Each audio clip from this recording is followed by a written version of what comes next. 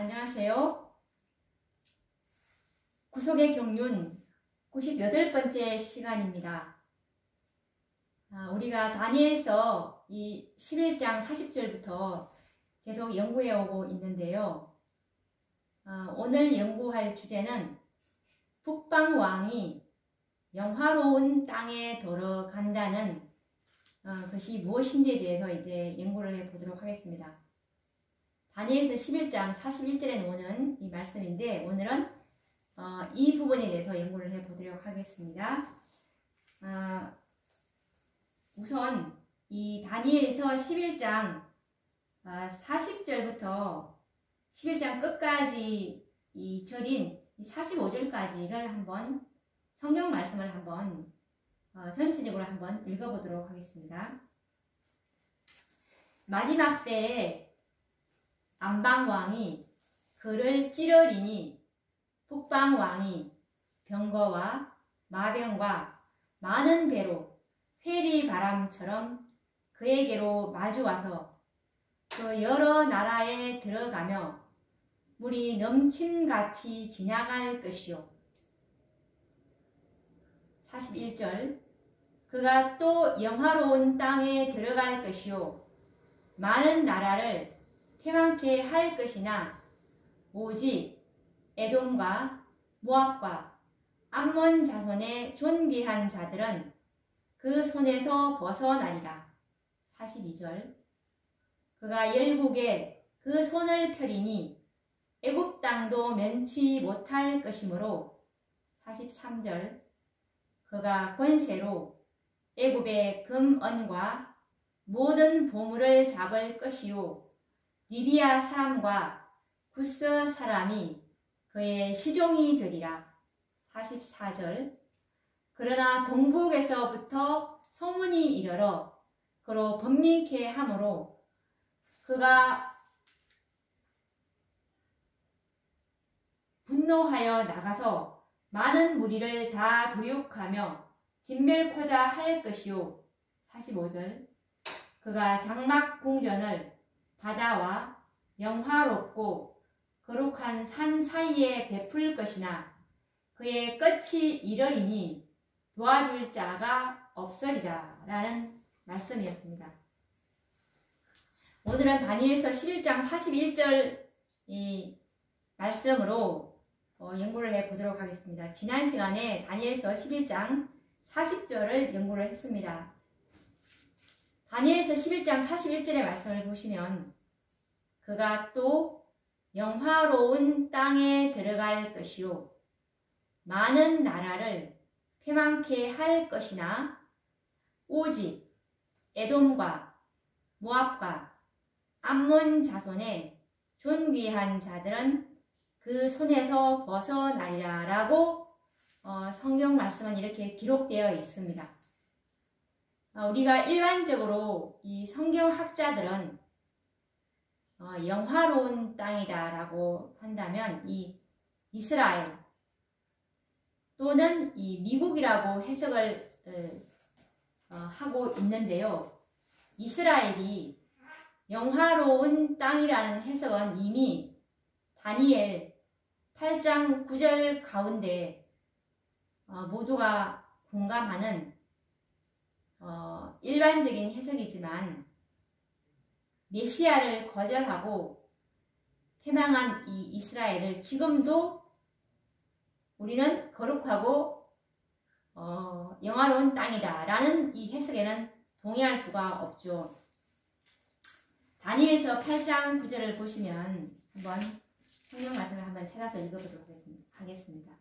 8장 9절에 보시면 그 중 한 뿔에서 또 작은 뿔 하나가 나서 남편과 동편과 또 영화로운 땅을 향하여 심히 커지더니 라고 이 영화로운 땅은 이제 이 이스라엘 구약에 있는 이 이스라엘을 언급하고 있는데요. 이 다니엘서 11장 41절에 나오는 이 영화로운 땅은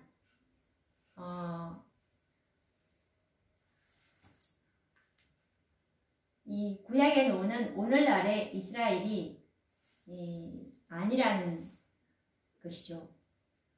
그렇다면 이미 그들과 이제 약속이 없기 때문에 그렇게 적용할 수는 없다는 것을 모두는 다 공감을 하실 것입니다. 그렇다면 많은 분들이 믿고 있는 그럼 이 영화로운 땅이 미국이다 라는 견해를 한번 적용해 보자면, 이미 미국은 마지막 시대의 북방왕이라는 역사적인 증거를 우리는 다니엘서 11장 40절에서 우리는 말씀을 연구함으로 확고히 하게 되었는데, 그래서 이 북방왕 미국이 영화로운 땅이라는 해석은 이것이 모순일 수밖에 없겠죠. 미국은 새끼 양처럼 생겼지만 분명히 용처럼 말을 하는 이 사단의 일을 하는 나라로 예언이 되어 있습니다. 특히 북방왕이 영화로운 땅에 들어갈 때는 이 남방왕 소련을 비시해서 공산주의 나라들이 패망하고 미국이 법안권과 손을 잡은 이후이기 때문에 시기적으로 볼 때에도 미국은 더더욱 영화로운 땅이 될 수가 없는 것입니다. 북방왕 미국이야말로 법안권과 연합해서 용처럼 말을 하고 이 법안권인 짐승을 위해서 우상을 세우기 직전까지 역사는 이제 전진되어 왔음을 우리는 다니엘서 11장 40절을 통해서 우리가 알게 되었는데요. 이런 시기에 미국이 영화로운 땅이라고 해석을 하는 것은 전혀 합당한 해석이 되지 못하겠죠. 이런 견해는 처음부터 이 북방왕을 미국이 아닌 법안권으로 적용하는 분들에 의한 해석이기 때문에 이렇게 어긋날 수밖에 없는 것입니다. 그분들은 다니엘서 11장 40절에 있는 이 북방왕을 법안권으로 해석해버리기 때문에 11장 41절에 나오는 이 영화로운 땅을 미국으로 이렇게 적용을 하게 되는 것입니다. 그렇다면 이 영화로운 땅은 과연 어디를 가리키는 것일까요? 우리가 이 예언을 해석할 때는 이 원칙과 이 패턴이 있어야 되는 것인데, 이것을 한번 우리가 이 패턴을 한번 적용해 보도록 하겠습니다. 과거에는 항상 이 율법과 복음을 간직한 유대 나라가 예언의 중심에 있었죠. 그리고 이 유대 나라를 중심으로 북방과 남방으로 구별이 되어 있었고, 그래서 이 유대 나라를 영화로운 땅이라고 불렀던 것입니다. 그렇다면 오늘날도 이 율법과 복음을 간직한 나라가 예언의 중심이 되어야 하고, 그 나라를 영화로운 땅으로 해석해야 하는 것입니다. 하나님께서 위탁하신 율법과 복음을 간직한 나라가 예언의 중심이 되어야 한다는 것이죠. 그 나라가 영화로운 땅이라고 해석하는 것이 참으로 타당한 해석일 것입니다. 오늘날 이 율법과 복음을 가진 나라는 어느 나라입니까? 오늘날 영화로운 땅은 더 이상 어떤 국가나 민족이 될 수가 없습니다. 왜냐하면 이스라엘 민족들에게 맡겨졌던 이 율법과 복음은 이제 교회에게 위탁이 되었으므로 이 시대에 적용할 영화로운 땅은 교회, 즉 택하신 하나님의 백성들에게 적용되어야 할 것입니다. 이 말씀을 뒷받침하는 말씀이 이 베드로전서 2장 9절인데요.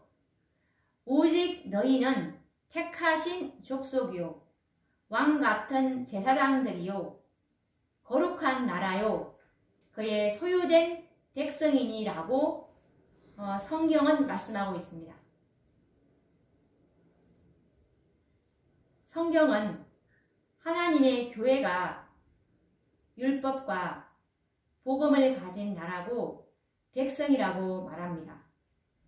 그래서 이 하나님의 교회가 이 시대의 영화로운 땅으로 적용되어야 할 것입니다.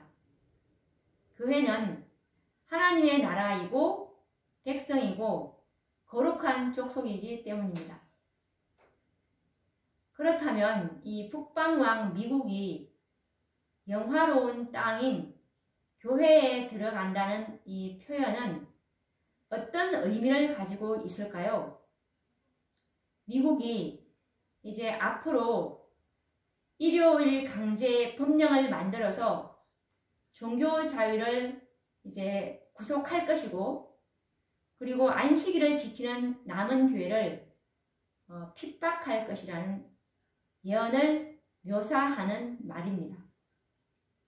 북방왕 미국이 교회에 주어진 신앙의 자유를 구속하는 법령을 만들고 하나님의 진리 교회를 핍박할 때 이것은 마치 고대 북방왕들이 이스라엘 땅, 곧 영화로운 땅을 쳐들어가는 것과 같은 역사가 되는 것입니다. 지난 역사 가운데서 있었던 그 북방왕들인 바벨론, 그리고 그 다음에 페르시아, 그리고 그 다음에 그리스 헬라, 그리고 그 다음에 일어난 나라가 로마, 그리고 그 다음에 일어난 나라가 이 북방권이죠. 이들을 이제 역사 가운데 존재했던 북방왕들인데, 이들은 항상 하나님의 성소와 율법을 짓밟았던 그런 전과를 우리가 생각해 봐야 하는데요. 현대의 북방왕인 이 미국도 예외가 될 수는 없겠죠. 하나님의 성소인 교회와 율법을 짓밟는 일을 이제 미국이 이제 앞으로 하게 될 것이 예언되어 있기 때문입니다. 이 예언의 성취가 바로 다니엘서 11장 41절에는 그가 영화로운 땅에 들어갈 것이요 라는 말씀에 올바른 해석이 될 수가 있는 것입니다. 예언의 신에서는 일찍이 미국이 과거 북방왕들의 역사를 반복할 것에 대해서 예언하고 있는데요.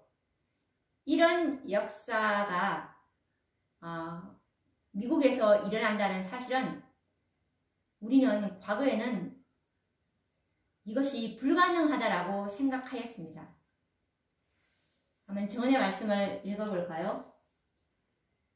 선지자와 왕 184페이지에 보시면 종교적 제한이 미국 안에서 이루어지고 하나님의 계명을 지키는 자들을 박해하기 위하여 교회와 국가가 연합하게 될 것이라는 예언은 아무 근거도 없고 불합리한 것으로 단정되어 왔다. 그리고 종교 자유의 옹호자였던 이 나라가 그 외의 다른 상태로 변할 수 없다고 단호하게 공언해 왔다라고 기록되어 있습니다. 정말 이 미국이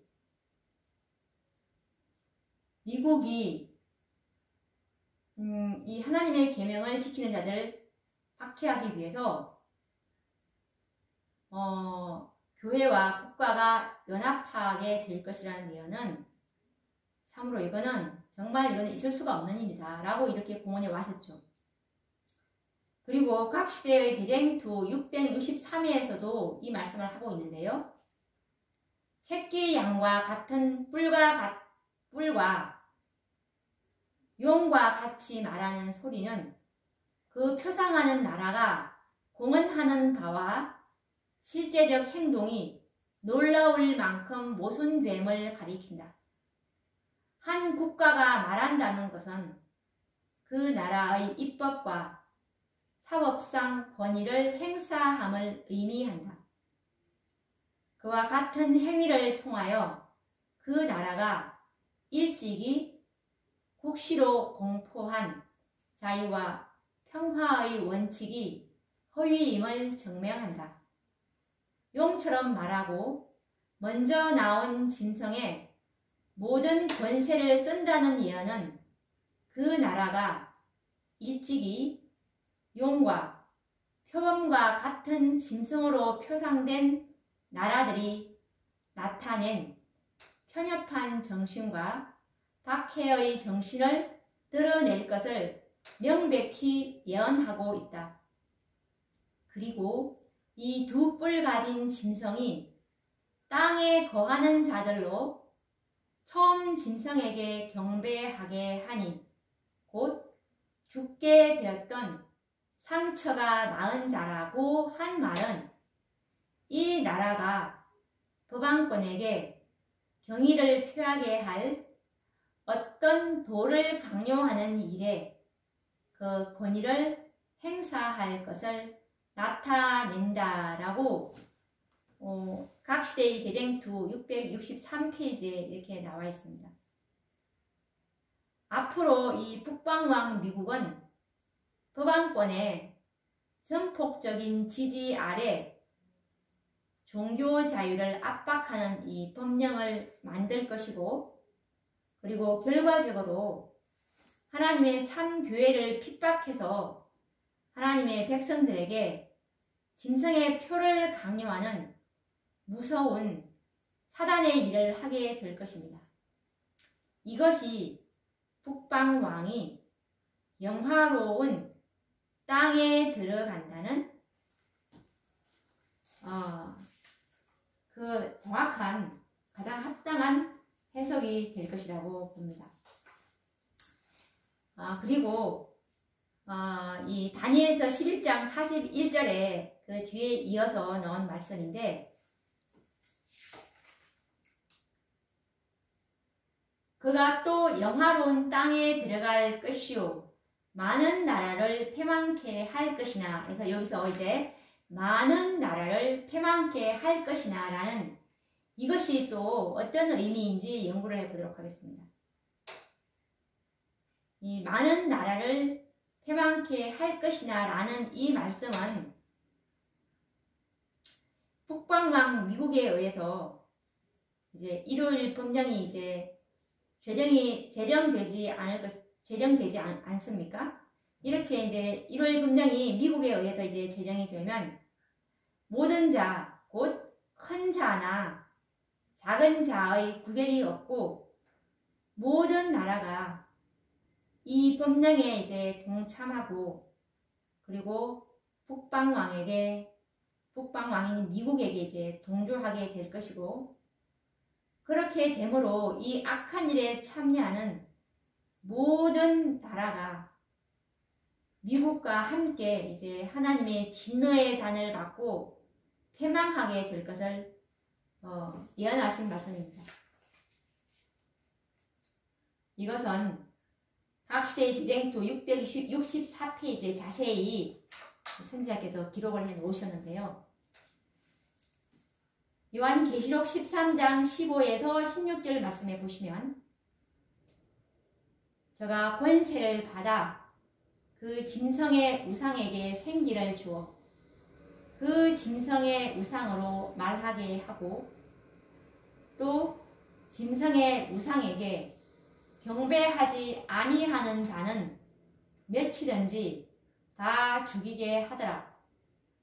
저가 모든 자, 곧 작은 자나 큰 자나 부자나 빈궁한 자나 자유한 자나 종들로 그 오른손에나 이마에 표를 받게 하고 라고 계시록 13장 15에서 16절에 말씀에 나와 있는데, 대쟁투 664페이지에서 이 말씀을 아주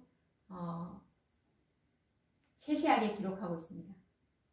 특별한 의미로 하나님의 율법이 미국에서 폐지될 때가 오고 있다.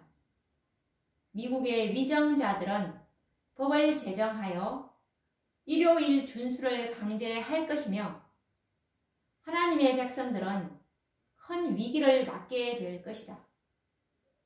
미국 의회에서 종교적 특권과 관련된 인간의 양심을 억압하기 위해서 법률을 제정하여 일요일 준수를 강요하고 제7일을 안식일로 지키는 사람들을 권력으로 억압할 때 하나님의 율법은 사실상 미국에서 폐지된다.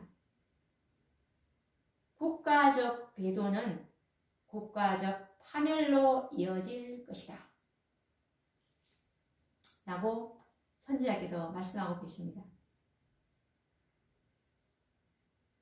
그리고 이것에 관련된 또 다른 증언의 말씀은 화이트주석 다니엘서 7장 25절에 있는 말씀인데요. 종교 자유의 나라 미국이 양심을 억압하고 사람들에게 거짓 안식일을 존중하도록 강요하는 일에 법안권과 연합할 때 지구상에 있는 모든 나라 사람들은 미국의 본을 따르게 될 것이다. 라고 화이트주석 다니엘 7장 25절 말씀을 읽어드렸습니다. 이처럼 모든 나라가 미국의 본을 따르게 될 때 이들 나라들은 모두 하나님의 진노의 포도주를 마시게 될 것이고 많은 나라들이 패망하게 될 것이라는 이 예언이 성취되게 되는 것입니다. 우리가 오늘 연구한 말씀이 다니엘 11장 41절에 그가 또 영화로운 땅에 들어갈 것이요 많은 나라를 패망케 할 것이나 라는 말씀에 대해서 우리가 연구를 해 보았는데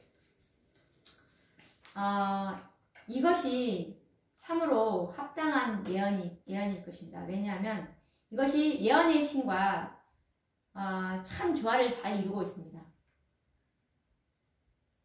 이 영화로운 땅이 기존의 재림교회의 해석에서 보면은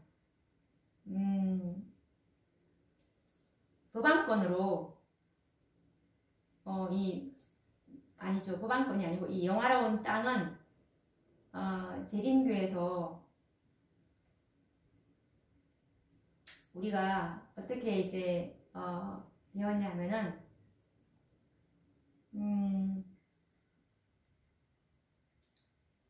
참으로 우리가 재림교에서 배웠던 이 해석은 이 다니엘 11장 40절에 이 북방왕을 법안권이라고 해석했기 때문에 이 영화로운 땅을 이 미국으로 이렇게 해석함으로 정말 많은 그 예언의 말씀이 이렇게 풀리지가 않았어요.